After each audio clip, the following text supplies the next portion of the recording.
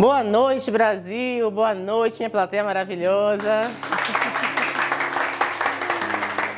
Bom, gente, a independência do Brasil foi proclamada em 7 de setembro de 1822 pelo então imperador Dom Pedro de Alcântara. Essa ocasião é também conhecida como o Grito de Independência. Mas quais foram os gritos que realmente foram escutados? O de Maria Filipa?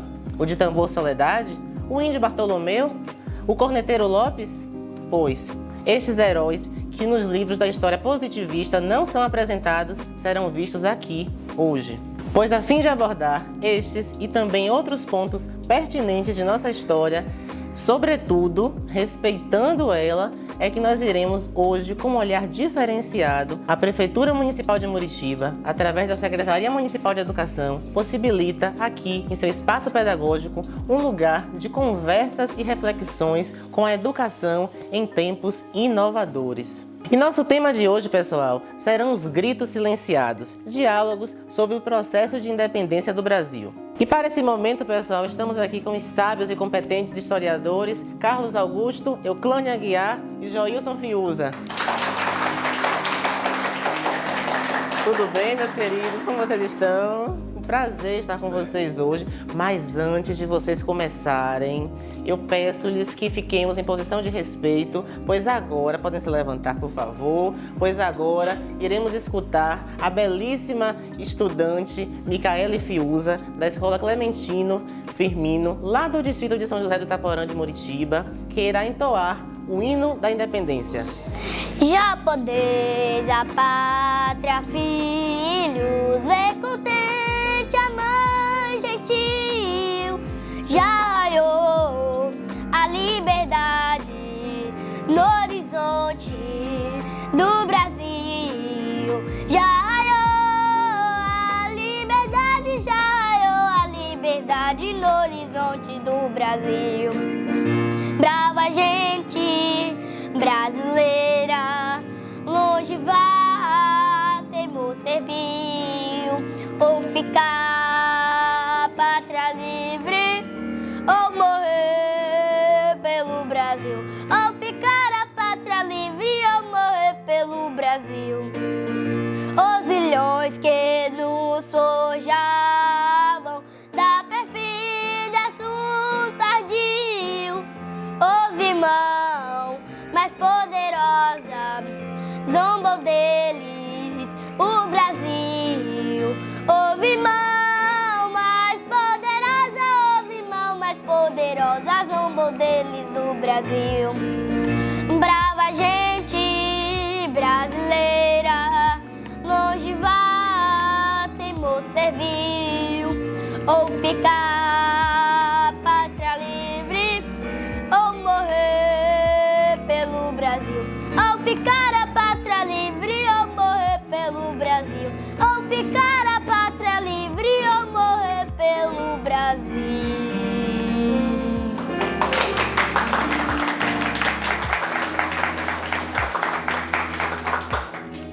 Que lindeza, né, gente? Que homenagem maravilhosa ao nosso país. Gratidão e parabéns à estudante Micaele, à sua escola Clementino.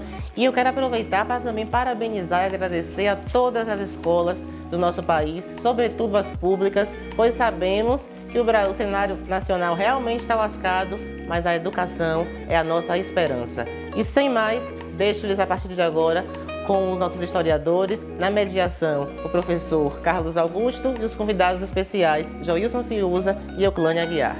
Olá a todos e todas, sejam bem-vindos, sejam bem-vindas ao projeto Os Gritos Silenciados, conversa sobre os processos de independência no Brasil. Eu sou o Carlos Augusto, sou professor de História e estou aqui com dois convidados, um convidado e uma convidada especial, também professores de História, Joilson Fiuza e Euclânia Santos.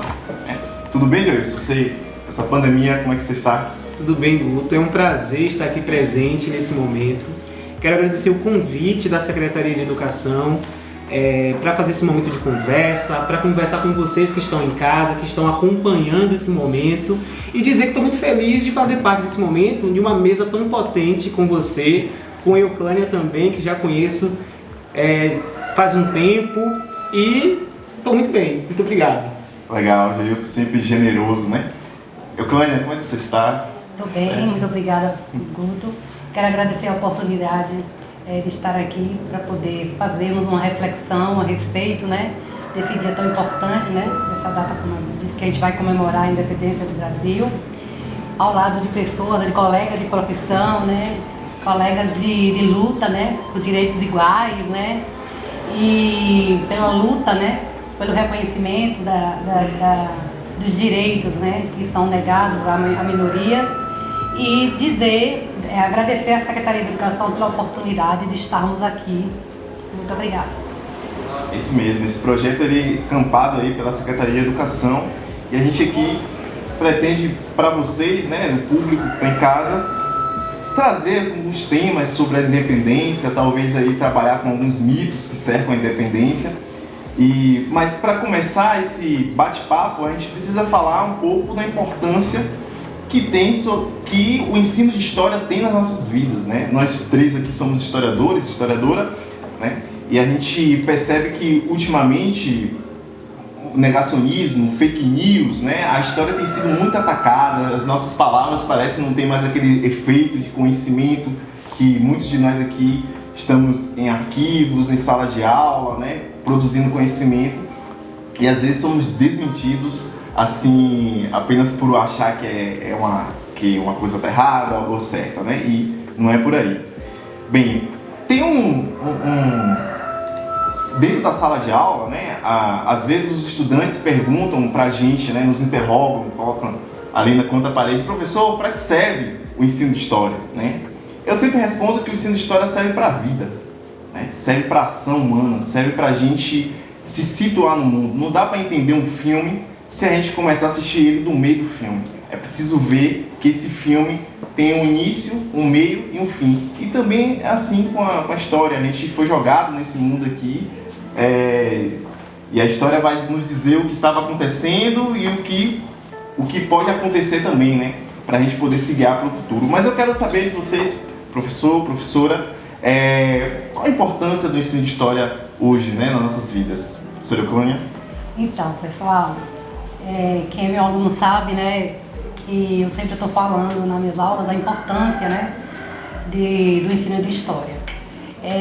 A gente vê na educação a importância de todas as disciplinas, né, claro. Mas eu acho que a disciplina de história, ela tem um cunho assim social, um cunho político, né, bem mais intensificado, né? Porque a gente, ao discutir história, a gente percebe que as coisas não estão postas por acaso. Tudo teve uma intencionalidade. E ensinar história, a gente tem que trazer hoje para essa galerinha jovem que está atenada com as redes sociais e tem acesso às informações de uma forma contextualizada para que eles se percebam como agentes históricos, né? E que eles fazem parte desse processo de mudança da nossa sociedade. Então não podemos desvincular a história da nossa contextualização e, claro, também não podemos desvincular a história local e a memória. Então eu acho que hoje, para a gente discutir isso, trazer esses alunos para que eles se percebam como sujeitos históricos e agentes de transformação, é necessário que a gente traga, né, para a pauta das nossas aulas, já que nos livros didáticos invisibiliza esses sujeitos, né, que são as mulheres, os indígenas, a população negra, que construíram, né, que tem participação ativa, principalmente a população negra, que tem participação ativa nessa construção cultural e histórica do nosso país, que construiu, né, deu base para a nossa economia e toda a nossa cultura. Então é importante que o aluno se perceba nesse contexto, que ele se identifique, que ele perceba as suas identidades, que são múltiplas, né? São várias, e que a gente consiga, nesse discurso, nesse diálogo com o aluno, e dando a oportunidade deles falarem, se expressarem, eles tragam as suas vivências, né? Tragam as suas realidades para o contexto da sala de aula, para que assim a gente conheça as diversas histórias que não foram escritas e que não estão presentes nos livros didáticos. Então eu acho que é por esse ângulo aí que a história ela tem uma importância fundamental na construção e desenvolvimento da criticidade desses alunos que são cidadãos brasileiros e que precisa conhecer esses sujeitos históricos que foram invisibilizados. Com certeza, né? A gente, quando passa a estudar esses sujeitos que não estão aí no panteão dos heróis brasileiros, a gente se identifica com eles, a gente acredita que a gente também pode ser sujeito de mudança, de transformação da vida. E a história tá para isso, né? Para desnaturalizar tudo que a gente acha que é natural, que sempre esteve assim. Talvez não, né? Você, professor, o que você acha? Eu acho que depois de uma resposta dessa da professora Euclânia, eu não sei o que mais dizer, né? Mas assim, eu primeiro queria dizer que falar de história é falar de memória, como a professora Euclânia bem colocou, né? Acho que um povo sem história é um povo sem memória. E eu acho que para entender o que nós vivemos hoje, no século XXI, em 2021, a gente precisa voltar lá no tempo, voltar um pouco lá no passado e tentar entender, né, as mazelas sociais que nós vivemos hoje. É importante lembrar, né, que o Brasil, embora seja um país tão potente quanto ele é, mas ao mesmo tempo é um Brasil extremamente desigual, marcado por uma série de mazelas sociais, uma série de problemas políticos, sociais, que não começam em 2021, começam lá no passado. E de que maneira a gente consegue entender essas questões? Estudando história, né? O Brasil, por exemplo, a cada 23 minutos um jovem negro é assassinado no nosso país. Isso tem a ver, uma relação muito profunda com a história de escravidão que nós enfrentamos. Foram quase 4 séculos, quase 400 anos de escravidão. Então a gente percebe que a história ela é fundamental para que essa memória ela esteja viva, para que a gente possa entender quais são os problemas que nós enfrentamos. Está na estrutura da nossa sociedade, né?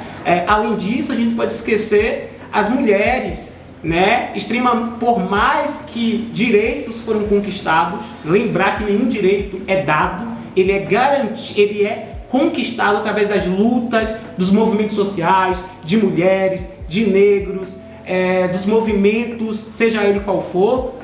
A gente vai entender essas questões todas através da história. Eu queria dizer que eu acho que todos vocês que estão em casa nos acompanhando, sempre teve um professor que marcou vocês. Vamos lembrar, lembre aí vocês que estão em casa, qual professor de história marcaram a vida de vocês? Eu tenho vários.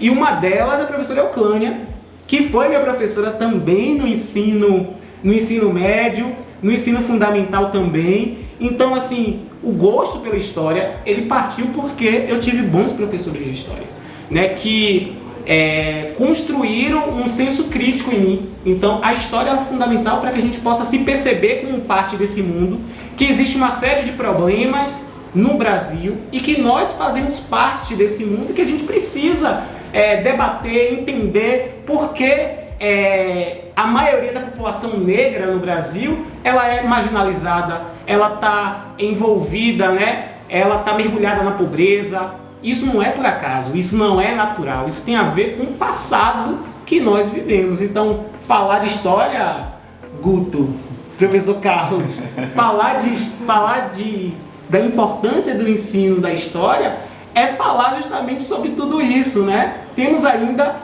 um longo caminho para a gente percorrer. O Brasil tem uma série de problemáticas, de problemas, e a gente só enfrenta esses problemas quando a gente entende qual é o nosso lugar, qual é o meu papel. Eu também sou sujeito histórico, também posso mudar a minha realidade.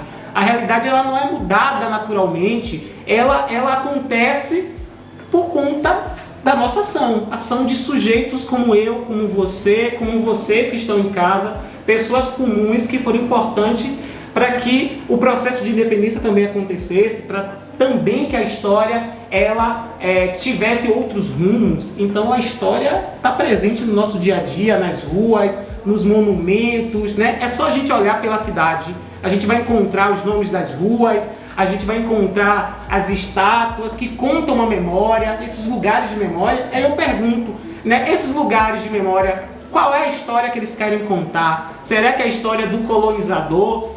Ou será que é a história dos excluídos? Tem uma galera aí que ficou de fora desse processo todo e que a gente precisa resgatar. Uma galera grande. Tem um historiador francês que disse que a história ela é crítica do poder.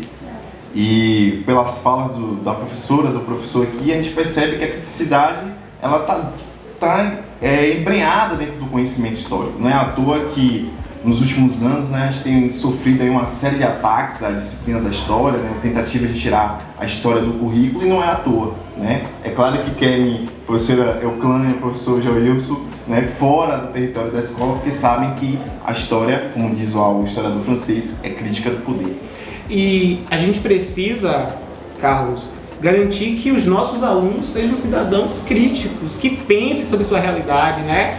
Que transformem essa realidade. Eu acho que a educação, ela tem esse papel fundamental. Não existe outro caminho. Acho que o caminho é a educação, e também aliada com esse pensamento crítico que, claro que as outras disciplinas também constroem, mas estamos aqui, vamos puxar a sardinha para o nosso lado, né? A história é fundamental. Eu acho que eu tenho esse pensamento crítico, eu não nasci, né, desconstruído, sabendo todas essas coisas. A gente constrói, e a gente constrói com quem? Com professores, como a professora Euclânia, que eu agradeço, né? É uma das minhas referências de professoras, de historiadora, de mulher e tantas outras mulheres que passaram pela nossa vida. Então, eu acho que a gente devemos muito aos nossos professores de história, né? Com certeza, com certeza. Bem, nós temos agora uma programação musical importantíssima com Gilson Fernandes interpretando Brasil, do músico Cazuza. Eu deixo com vocês para a gente escutar esse som juntos.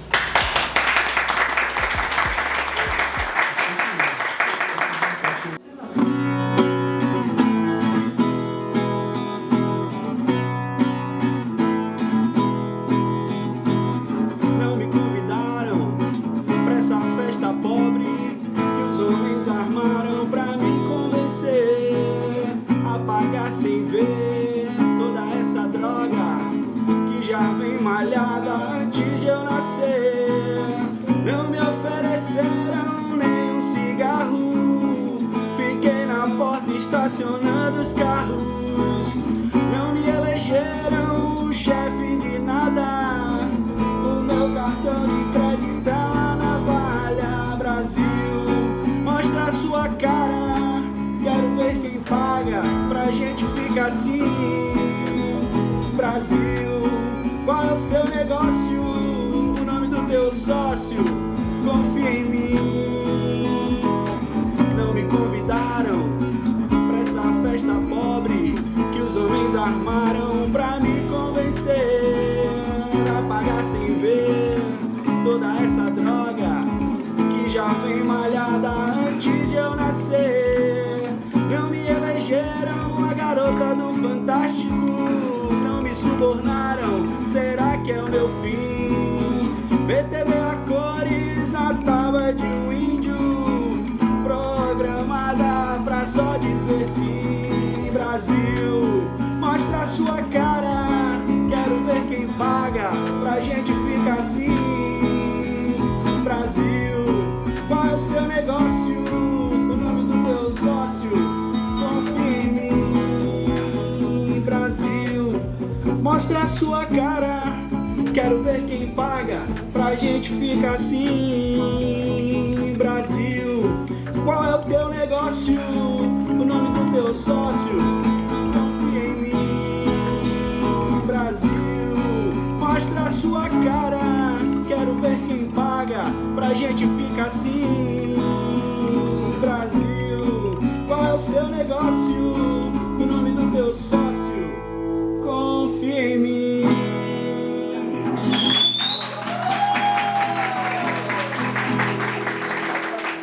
Voltamos, né, para o nosso bate-papo, o Gritos Silenciados, conversa sobre o processo da independência. O Gilson Fernandes aí fez uma ótima apresentação, tocando uma música extremamente importante aí no cenário musical, e também a música fazendo seu papel crítico, né? A arte também, como a arte crítica, a arte e a política, elas não são separáveis, né? Mas vamos lá. A gente, quando comemora as datas cívicas, na verdade, elas tentam ali colocar nas nossas cabeças, né, uma série de memórias, uma série de mitos, né? E com 7 de setembro não é diferente, né? A gente sabe que o processo de independência do Brasil, ele não aconteceu apenas por um grito de um homem branco que gritou independência ou morte nas margens do rio Ipiranga. Não foi isso, né? A independência ela não foi conquistada apenas do grito, né? Ela faz parte de um processo de lutas dos de baixo, pessoas, a população negra, as mulheres, né? A gente tem aí a importância de Leopoldina para também a independência, processos que estão fora do eixo Rio-São Paulo, né? A guerra do Genipapo aqui no Piauí, as guerras de independência na Bahia, no Maranhão, né? Temos uma série de processos. Isso é um pouco que a gente vai debater aqui agora, né? Os professores vão comentar e tentar aí desmistificar essa ideia de que o 7 de setembro, que a independência aconteceu somente no dia 7 de setembro. Você é o Clã? Então, recentemente eu estava trabalhando com turma do 8º ano na cidade de Sapé-Açu, onde eu trabalho também, e eu coloquei uma imagem de Maria Quitéria, né, que é uma mulher baiana aqui, né, que lutou, né, pela independência, de certa forma, né, da Bahia. E uma das coisas que a gente percebe é o espanto de alguns alunos por não conhecer essa participação feminina, né, durante todo o processo histórico. No questionamento do professor Carlos, essa questão do mito em que coloca os heróis, e a gente precisa se questionar. Quem construiu essa história? Essa história é contada por quem? Foi contada pelas mulheres? Não, porque as mulheres, nesse período que esses fatos históricos ocorreram, as mulheres não tinham essa oportunidade de participar do meio público, né? Essa mulher estava mais reservada ao âmbito privado das suas casas e era destinada a estas mulheres trabalharem e cuidarem das suas famílias, né? Do seu esposo, da sua família e ter filhos. E Maria Quitéria vem desconstruir isso. Só que para tal, ela participar dessa luta, ela teve que se vestir como soldado, né? Toda paramentada como um homem, para, de certa forma, camuflar o fato de ela ser feminina. Mas a feminilidade de Maria Quitéria, ela não pode ser questionada, porque ela existia, ali era só um paramento. Então nós mulheres participamos, mulheres brancas, mulheres negras, mulheres indígenas, de todo o processo histórico. O que aconteceu é que a história sempre foi contada por homens e homens brancos. E uma das coisas que me inquieta bastante, caros colegas, e acredito que vocês também, é o fato de que a gente foi invisibilizado. E outra coisa que me incomoda é de ter alguns colegas também da nossa, né, de história que também se acostumam com isso e aceitam como se a gente não fizesse parte desse processo. Ou as mulheres, a população negra, os indígenas, como se a gente não estivesse ali. E estávamos, de uma forma ou de outra, a gente se fez presente. Então vamos desconstruir, colegas de história e meus queridos alunos e quem está nos assistindo, vamos desconstruir, descolonizar a didática, né? A gente consegue encaixar, por exemplo, no DSRB, que eu tive o prazer de participar da construção da área de humanas, articulei os professores da área de humanas, e aí na leitura do DSRB entra essas temáticas como temas integradores, que são, na verdade, direitos humanos, né? E eu fiz recentemente uma pós-graduação em Educação em Gênero e Direitos Humanos. Eu já era bem crítica em relação a essa nossa ausência, essa nossa invisibilidade dentro do contexto de aula, dos livros didáticos, e com a pós-graduação eu fiquei mais inquieta ainda. Então é isso aí, tudo tem a ver com direitos humanos, nós temos os direitos, né? E o primeiro direito dos direitos humanos é direito a ter direito. Então eu quero ouvir mulheres, eu quero ouvir a população negra falar, ninguém precisa falar por eles, entendeu? A história é linda, maravilhosa e a ancestralidade potente, né? E eles, a partir de agora, né, de alguns paradigmas que foram modificados na história atual, a gente tem a possibilidade de ouvir a história contada pela população negra, que durante muito tempo ficou na história como os coitadinhos ou tipo como se eles aceitassem a escravidão de forma tranquila, quando na verdade não foi assim. E o outro ponto é a questão indígena.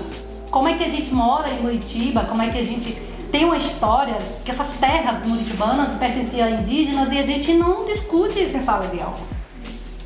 E foi dependência para quem? A partir de qual perspectiva? Quem contou isso? E por que a gente conhece as histórias eurocêntricas? Por que a gente conhece as histórias da Inglaterra, da França? Se a gente não tem acesso ao conhecimento da nossa própria história. E a nossa história é indígena, a nossa história é negra, né, da população negra, é das mulheres brasileiras que fazem parte dela. Então, como é que o aluno vai se interessar por algo que você está falando que não tem nada a ver com a vida dele? Aí a gente olha para a sala de aula, nós estamos num recôncavo, a gente percebe que a maioria dos nossos alunos são negros. Aí você faz um card, aí você faz uma foto, ou você monta um slide que você não representa aquela pessoa negra ali naquela imagem. Como é que ele vai se identificar? E a sua identidade negra vai ser negada? Então a gente, como historiador, como educadores e propagadores de opinião, a gente precisa estar atento a esses detalhes. E lá em Sapé-Açu, como eu falei a vocês, eu peguei outra coisa, o Grito do Ipiranga. No cantinho tem uma imagem, no cantinho do Grito do Ipiranga, no cantinho tem uma imagem de um homem negro puxando um carro de boi. E a gente analisando a imagem no Meet, né, pelas aulas online, os meninos não conseguiram perceber nada de diferente. Eu chamava a atenção e eles não conseguiam perceber nada de diferente. Falei, gente, observem, pelo amor de Deus, no lado esquerdo, no ponto 3, tem algo diferente. Aí ele, tem um homem puxando um carro de boi, sim. E quem é esse homem? Como é que ele tá?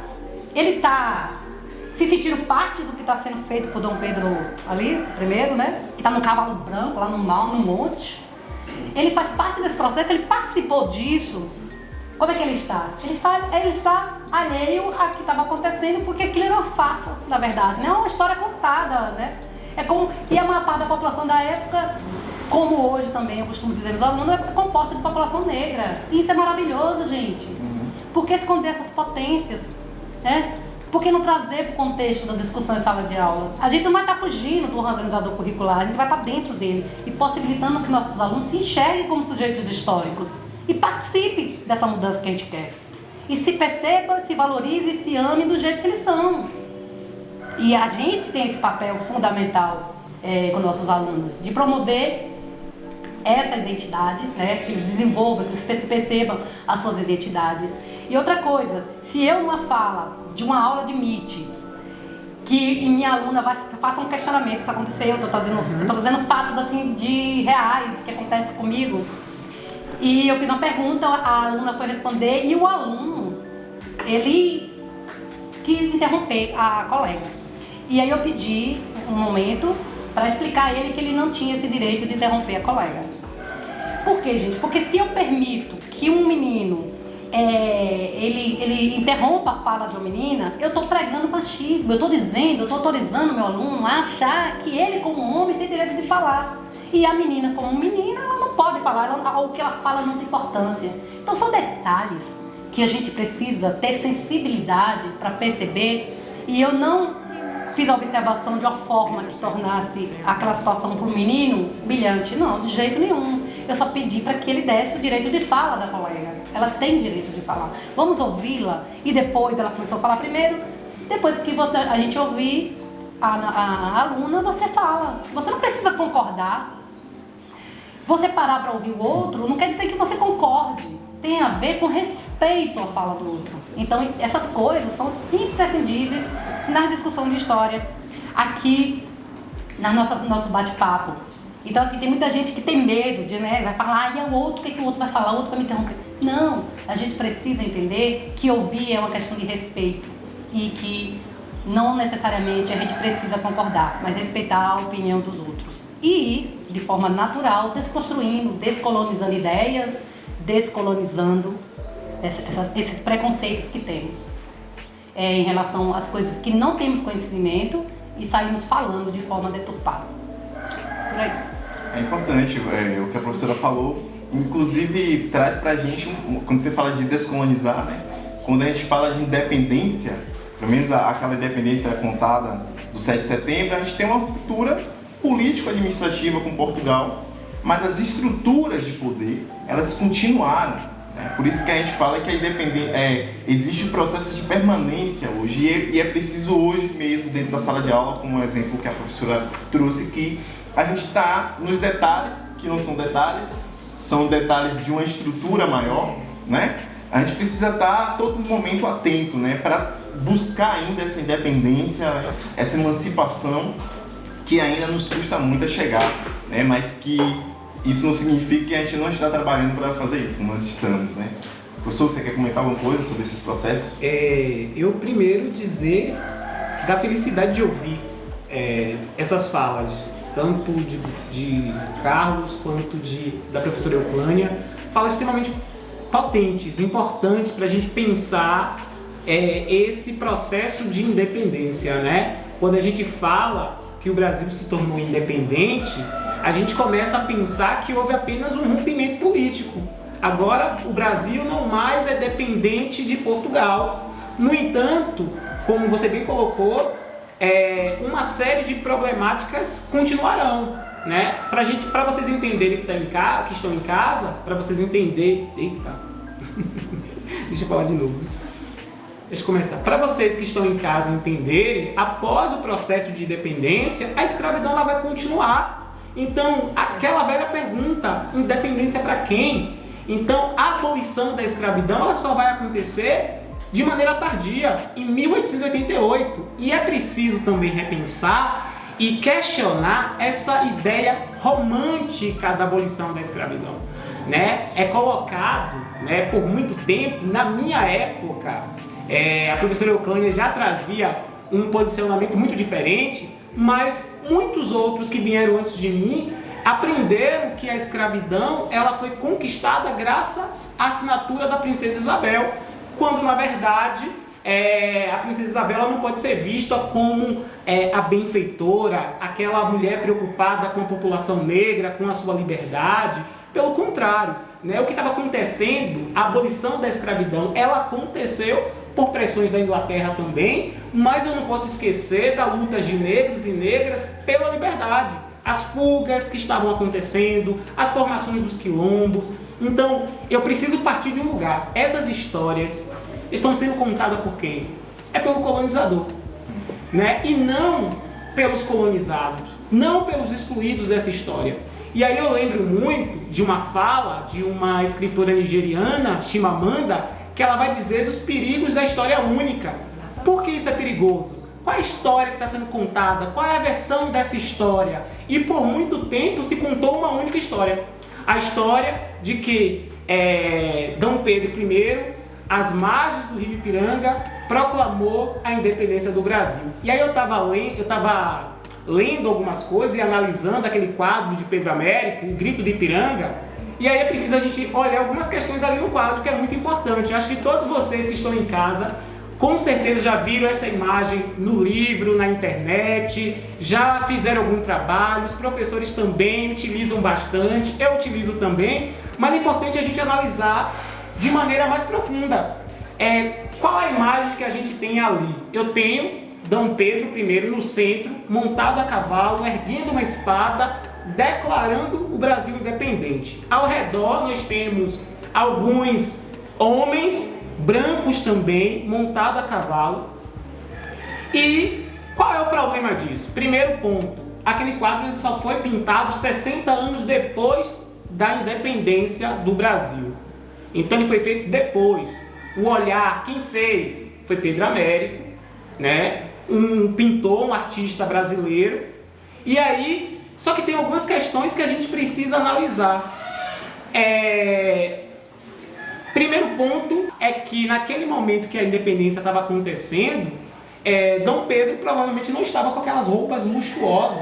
A intenção do artista era criar uma memória. Um outro elemento que a gente precisa analisar é justamente a montaria, né? Era praticamente impossível que Dom Pedro estivesse montado a cavalo. Por quê? Para viagens de longa distância, era preferível e utilizável alguns burros de cargas, né, por conta das viagens que eram muito distantes.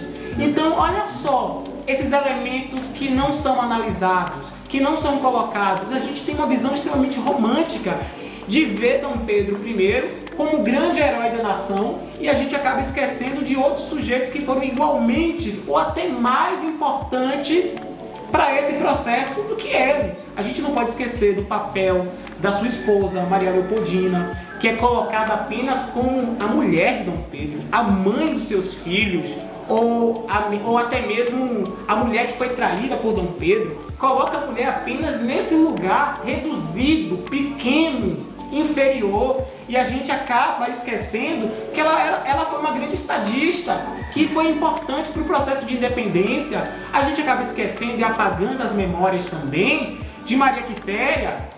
A gente acaba apagando a memória também de Maria Filipa, que lá em Itaparica também organizou, né, grupos de homens e de mulheres num ataque aos soldados portugueses. E aí tem uma história muito bacana que eu gosto de ouvir e de falar também para os meus alunos, da surra de Cansanção que Maria Filipa vai dar nos soldados. Para quem conhece, Cansanção é aquela planta que, se você tocar, ela coça, ela queima. Imagine só, mulheres, né, organizando esse processo à frente das lutas de independência aqui na Bahia, ali em Itaparica, aqui pertinho da nossa realidade, né? Marisqueiras, capoeiristas, mulheres negras, pessoas comuns como eu, como vocês que estão em casa. Então foram esses sujeitos que foram importantes para o processo de independência.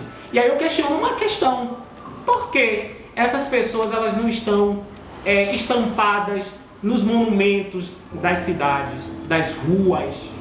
Houve o quê? Um apagamento dessa memória. Quem contou a história de independência foi os grandes heróis, os tidos heróis da história da nação. E aí a gente precisa resgatar a importância desses sujeitos que foram igualmente importantes ou até mais importantes nesse processo. A gente não pode desconsiderar que esses sujeitos, né, que o Brasil ele foi construído a partir do sangue e do suor de homens e mulheres negras e indígenas. Então, eu gosto de questionar essas coisas. A gente precisa levar para as nossas salas de aula, para os nossos alunos, esse debate mais profundo. Só assim a gente consegue entender também que esse processo de independência, ele não acabou. É um processo que está ainda caminhando, que está se construindo ainda. Não é por acaso, se a gente for olhar a realidade do Brasil hoje, nós vivemos em um Brasil extremamente desigual. E essas desigualdades estão relacionadas a quem? Principalmente negros, mulheres, indígenas, quilombolas, essas populações que estão marginalizadas. Só a gente lembrar, para não me estender mais, que após a abolição da escravidão, o que vai acontecer? Qual o destino desses recém-libertos? Eles não serão inseridos na sociedade. Pelo contrário, né, eles serão empurrados para a marginalidade, eles serão empurrados, né, é nesse momento que as favelas elas surgem, né, porque as favelas até hoje no Brasil é visto com esse olhar de preconceito, esse olhar estereotipado. Quem que estão lá nessas favelas? São os descendentes desses negros que foram libertos após a assinatura da Lei Áurea. Então, por que as assistências do governo não chegam lá? Por que a violência policial ela acontece dentro das favelas de maneira tão perversa, tão violenta? Isso tem um lugar, isso tem uma estrutura histórica, né? Que é o pós-abolição, que não vai garantir direitos para todo mundo, não vai garantir direitos para a população negra que foi escravizada. Então isso precisa estar posto, precisa estar colocado. Eu preciso fazer só uma pontuação a partir da fala do meu colega sobre a questão da proclamação da República em 1889 e sobre o quadro, né, a redenção de Caen, que demonstra essa questão da política de branqueamento que foi realizada pelo governo, pelo Estado brasileiro no período, né?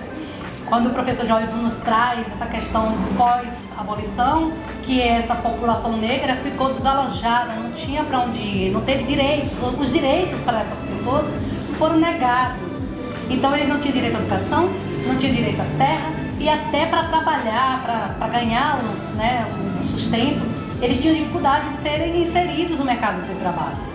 E essa redenção de Caen, ela demonstra essa questão da política do branqueamento que foi vergonhosamente arquitetada pelo Estado brasileiro, que é dominado pela elite branca da época.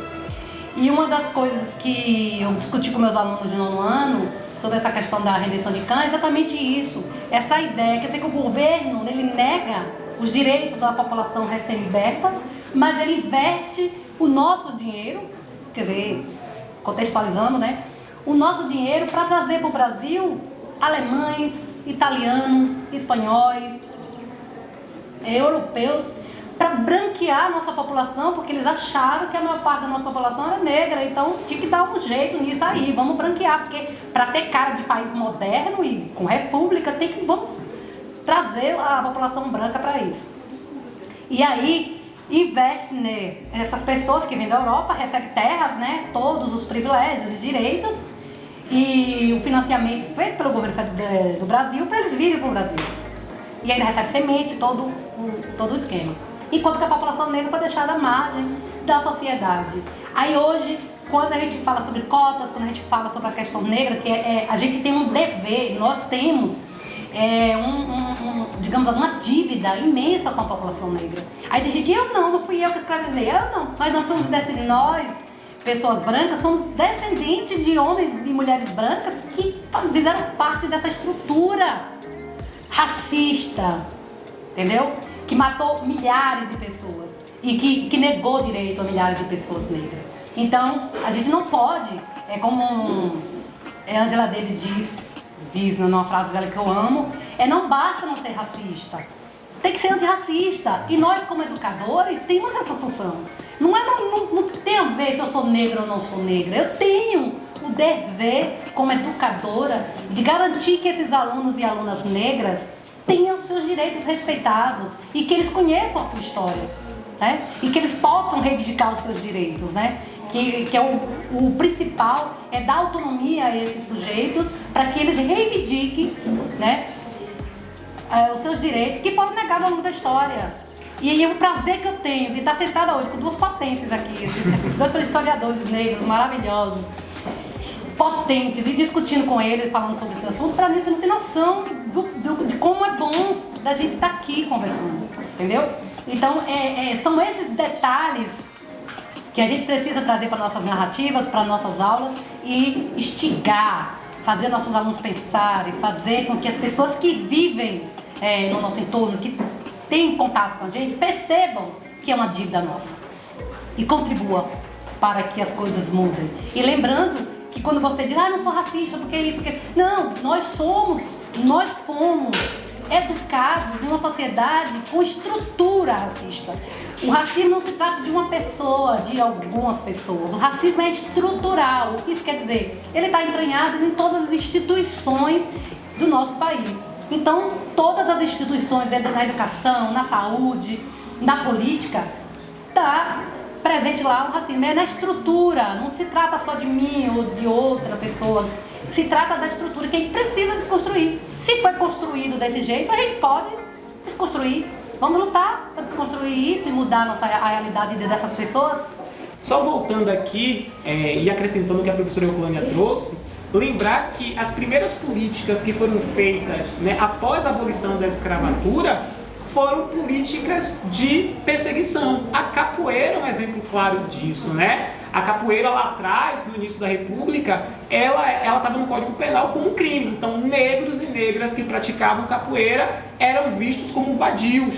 E esses vadios poderiam ser presos apenas pelo simples fato de praticarem capoeira. Então, percebam de como ainda aquela sociedade não conseguia inserir essas populações dentro da sociedade brasileira, né? Não garantiu direitos fundamentais. Claro também que o candomblé ali também continuou sendo perseguido. Até hoje, a intolerância religiosa, ela acontece principalmente nas religiões de matriz africana. Não é por acaso, né? A gente vai ter também o olhar desconfiado lá atrás para o samba, para o carnaval, para todas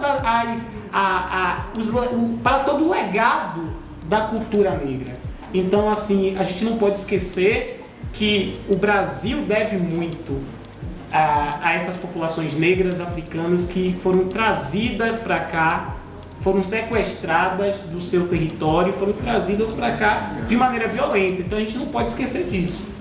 É importante, a fala tanto da professora como do professor colocam aí, jogam no ar, né, uma série de questões, mas me parece que a gente pode pensar aí que a história ela não é um fato, a história não está debruçada sobre algo que é factual, ao contrário, ela está debruçada sobre algo que é processual, né, coisas que permanecem, é por isso que é importante a gente estar debruçado sobre esses temas. Vejam só como a partir de um único elemento que a gente veio discutir, a independência, a gente consegue fazer uma reflexão tão maravilhosa, tão profunda como a que foi colocada aqui hoje. Então é isso, a gente vem aqui já para um segundo bloco, né, para pensar que o processo de independência, como já foi colocado aqui, ele já ficou evidente que não foi algo factual, mas havia também outros processos, outros projetos de independência da população, né? E eu queria que vocês comentassem um pouco sobre esses outros projetos, sobre projetos que ainda continuam, né, atualmente querendo se emancipar. O seu Clânia? Então, eu gostaria de fazer uma observação a respeito dos povos indígenas, né? Já que estamos falando da população, das pessoas que foram invisibilizadas ao longo da história. Nós já citamos aqui a questão da mulher e a questão da população negra. E eu gostaria de fazer algumas observações a respeito da população indígena. Como eu disse a vocês, eu acho muito importante a gente contextualizar, né, os fatos históricos, trazer para a realidade. E a gente sabe que Muritiba, essas terras muritibanas pertenciam a indígenas. E a gente vai, quando a gente busca nos sites de onde, né, que povos indígenas eram esses, qual era a etnia desses povos, eu não consegui encontrar, vou precisar ler alguns livros que meu colega me indicou aqui hoje, para identificar qual era a etnia desses indígenas que viviam aqui em Muritiba antes da chegada dos jesuítas. Aí eu queria trazer a importância disso. E uma palavra na minha pesquisa na internet me deixou, eu comentei até com o professor, me deixou inquieta. Porque assim, eu gosto de trazer alguns questionamentos e deixar um pouco as pessoas inquietas, né? Eu gosto de inquietar para que os outros possam pensar. Então, quando fala do motivo, o significado de Muritiba, né? Fala que é uma palavra indígena, que os indígenas que viviam falava de forma deturpada, e aí fala a palavra como é que eles diziam. Aí eu me perguntei, deturpada? Se ele estava usando a sua língua, né? Ele estava usando a sua identidade, a sua cultura para definir algo, para dar uma característica a algo. Por que deturpada? Esse deturpada soa como você desvalorizar a cultura do outro. Porque Muritiba está certo e a forma que o indígena, que provavelmente é de Tupi, né, como raiz de Tupi, né, e tem dentro da questão étnica de Tupi, tem várias outras linguagens, outras, digamos assim, ramos linguísticos dentro desse Tupi. Qual era essa etnia que falava Muritiba? Né? Por que deturpada? Porque eram indígenas que falavam assim? Então a gente precisa trazer essas discussões. Porque se fosse um branco não é deturpado? Outra coisa que eu gostaria de trazer, da importância da gente pensar como a gente socializar, como a gente discutir essas temáticas com nossos alunos, é a questão atual. Nos livros de história, nos livros didáticos, a gente vê pouca coisa falando sobre indígena e de forma meio que estereotipada, porque coloca eles, né, de uma forma como se fossem uns coitadinhos ou como se eles quisessem fazer parte do nosso mundo branco. E que não é isso. A Ailton Krenak, que é um indígena que fala muito sobre essas questões e tem um livro que ele lançou recentemente, esqueci o nome por conta da demanda, né? Ele fala sobre isso. O indígena não tem necessidade de ser um homem branco. E os indígenas que fazem faculdade, que estão adentrando no meio, vivendo na sociedade branca, e se adequando a algumas coisas, é como uma forma de buscar garantir os seus direitos. Eles precisam entender o processo. Mas eles não querem ser um homem branco, eles não querem deixar de ser indígena, eles querem continuar sendo indígenas.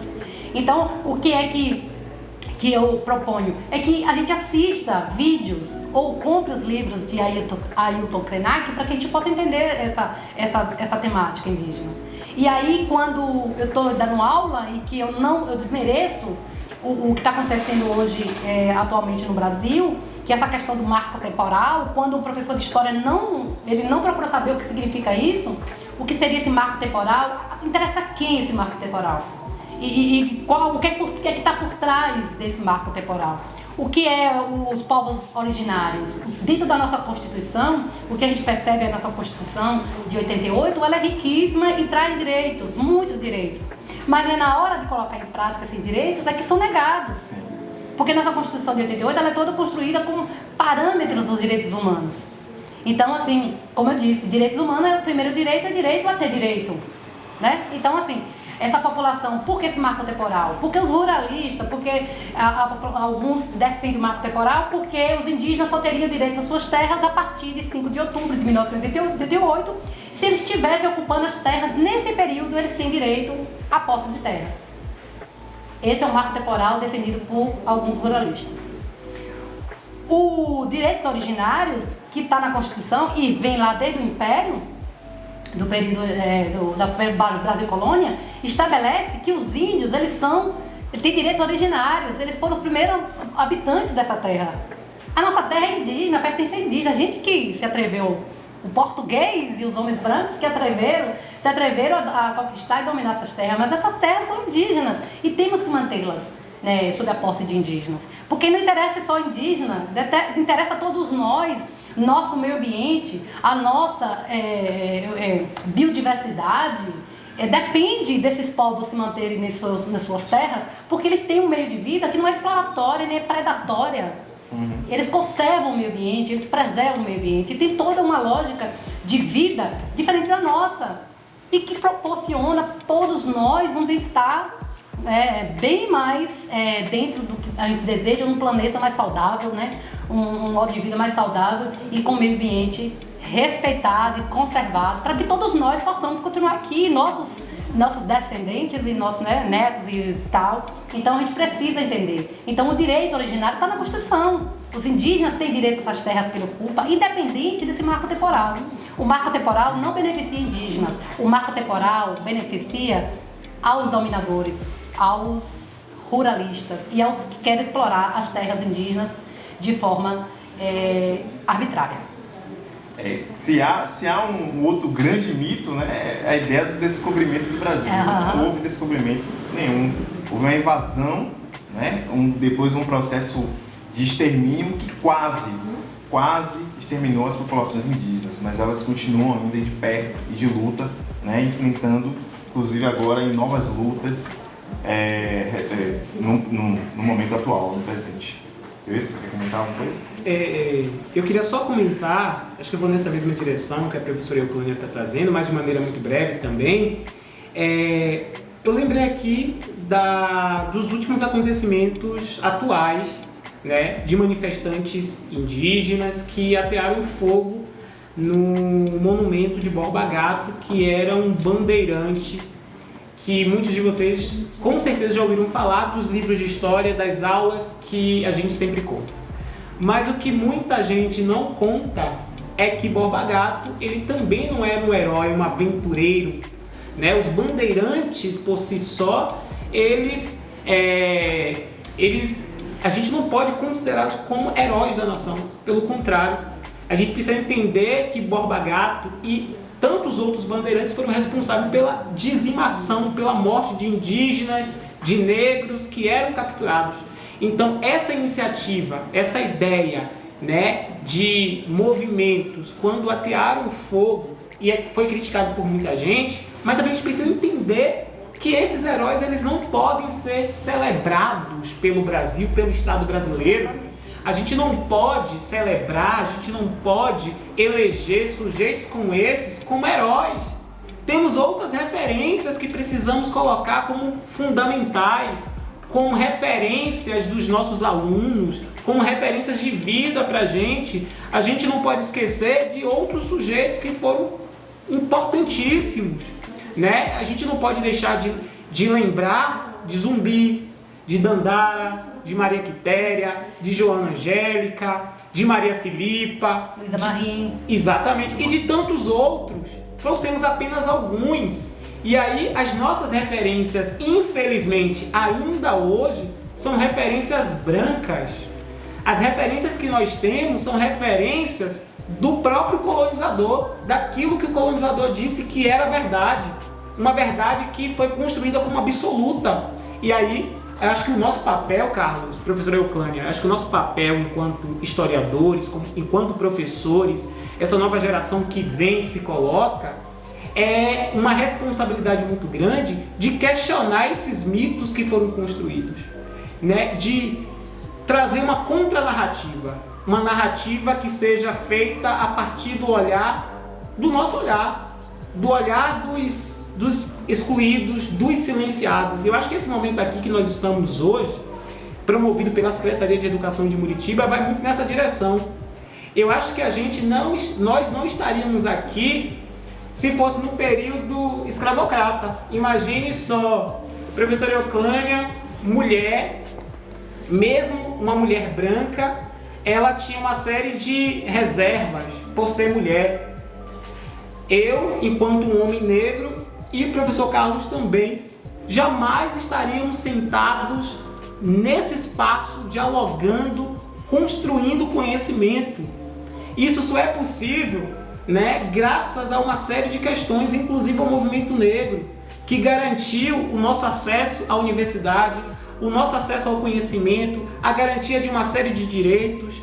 Então, nós estamos aqui por conta de outras pessoas que vieram antes de nós. E Movimento feminista. Movimento feminista também, professora, que a gente não pode esquecer. Nós estamos aqui graças a tantas outras pessoas que morreram para que nós estivéssemos aqui. E acho que é o nosso compromisso, né, enquanto sujeitos, enquanto professores, enquanto cidadãos, de garantir que vocês que estão em casa, que são essas novas gerações, que são o futuro de Muritiba e do Brasil, que vocês tenham acesso também a essa contranarrativa, esse outro olhar que não foi dito, né?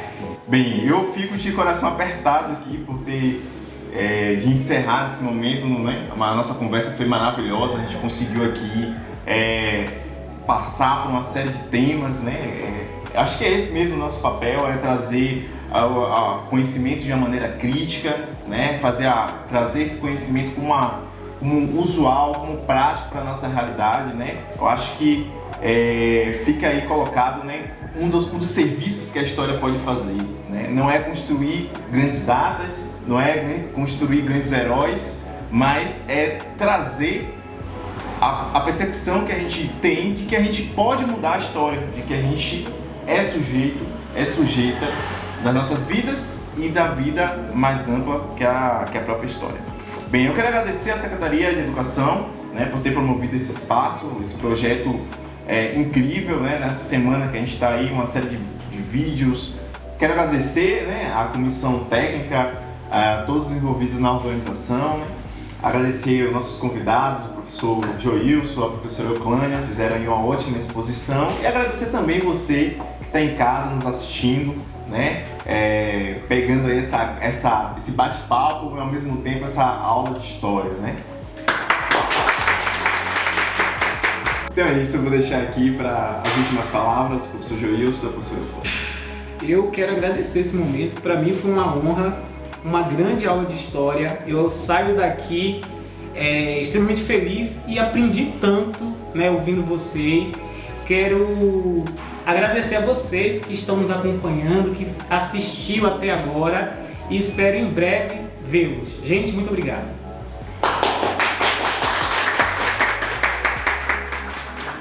Eu quero agradecer a todos os envolvidos e a oportunidade que me foi dada, né, de estar aqui junto com vocês, trazendo essas discussões pertinentes, né, de extrema importância para a nossa disciplina de história, né, e para a nossa avaliação do contexto atual.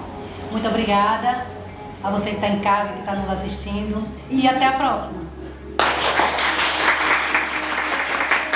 Então, Brasil, no nosso bate-papo de hoje, a gente aprendeu muitas considerações ricas aqui, dentre elas que a independência ela não aconteceu no singular, e sim são independências, e que elas permanecem acontecendo porque muitas ainda estão em processo de conquista.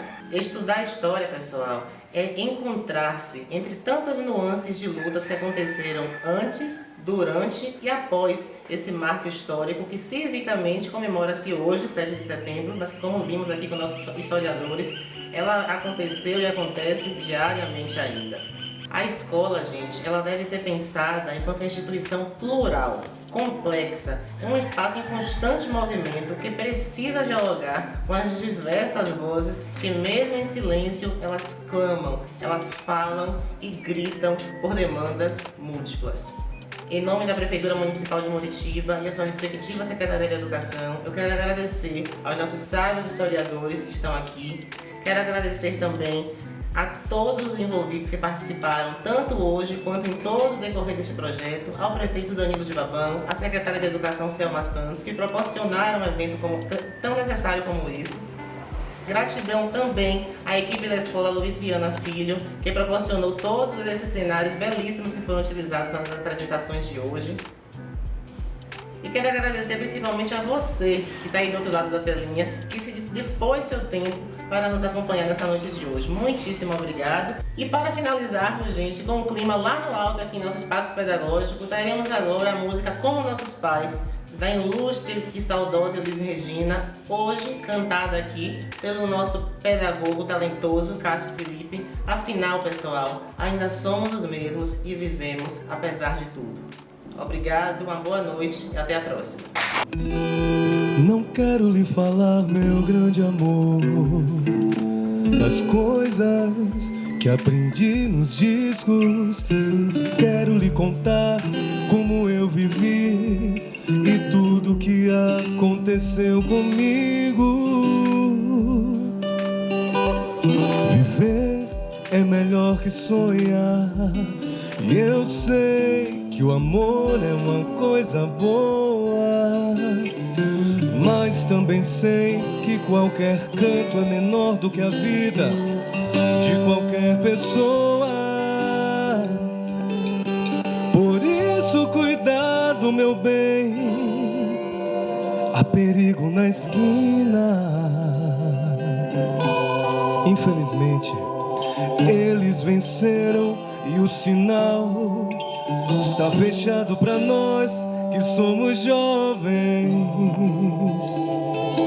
Para abraçar seu irmão e beijar sua menina na rua, é que se fez o seu lábio, seu braço e a sua voz. Não se cale.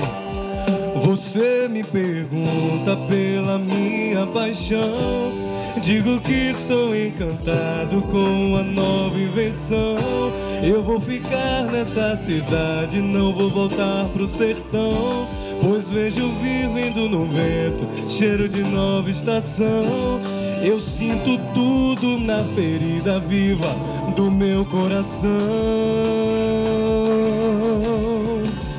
Já faz tempo eu vi você na rua, cabelo ao vento, gente jovem reunida. Na parede da memória, essa lembrança é o quadro que dói mais.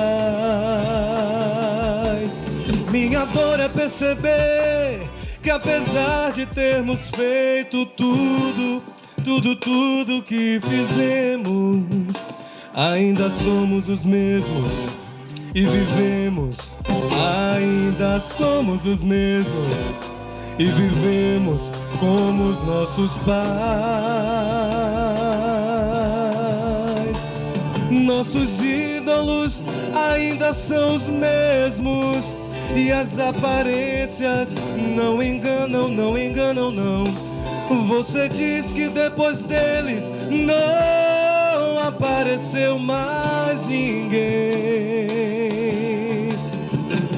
Você pode até dizer que eu tô por fora, ou então que eu tô inventando, mas é você que ama o passado e que não vê. É você que ama o passado e que não vê que o novo sempre vem. Hoje eu sei que quem me deu a ideia de uma nova consciência e juventude está em casa, guardado por Deus, contando vil metal. Minha dor é perceber que apesar de termos feito tudo isso aqui que fizemos, ainda somos os mesmos e vivemos. Ainda somos os mesmos e vivemos. Ainda somos os mesmos e vivemos como os nossos